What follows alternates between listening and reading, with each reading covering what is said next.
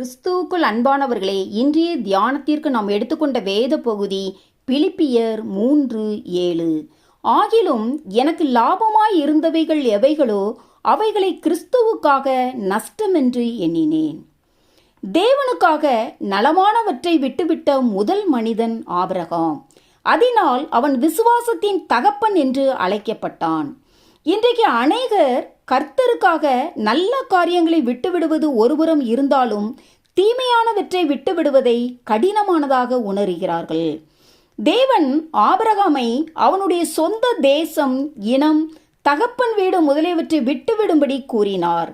ஏனென்றால் அவர் அவனுக்கு அதைவிட சிறந்த தேசம், வீடு முதலியவற்றை கொடுக்க விரும்பினார்.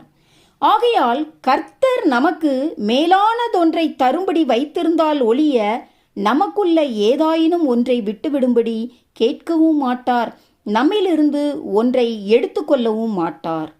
ஆபிரகாம் கர்த்தருக்கு கீழ்ப்படிந்து தனக்கு உண்டான நலமானவைகளை விட்டுவிட்டு போன போது கர்த்தர் அவனுக்கு மிக சிறந்ததாகிய கானானை கொடுத்தார். மலைக்கு ஓடிப்போ என்று கர்த்தர் லோத்துக்கு கட்டளையிட்ட போது அவன் அதற்கு இசைய மறுத்து கர்த்தருடைய மிக சிறந்ததை இழந்தான் என்று ஆதியாகமம் 19:17-18-19 பார்க்கிறோம். ஆனால் ஆபிரகாமோ புறப்பட்டு சென்று மலையின் மேல் ஏறி கர்த்தருடைய நாமத்தை தொழுது கொண்டான் என்று ஆதியாகமம் 12:8 பார்க்கிறோம்.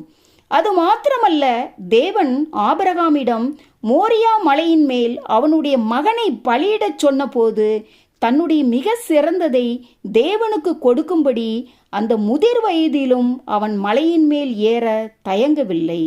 எனக்கு அன்பானவர்களே, கர்த்தர் நம்மிடத்தில் உள்ள நலமானவற்றை விட்டுவிடும்படி நம்மிடம் கேட்பாரானால் நாம் அவற்றை விட்டு பிரிய மனமற்றவர்களாயிராமல் நாம் தேவனுக்கு கீழ்ப்படிந்து அவற்றை விட்டு விடுவோமானால் தேவன் தாமே அவற்றை காட்டிலும் மேலானவைகளை நமக்கு தர வல்லவராயிருக்கிறார்.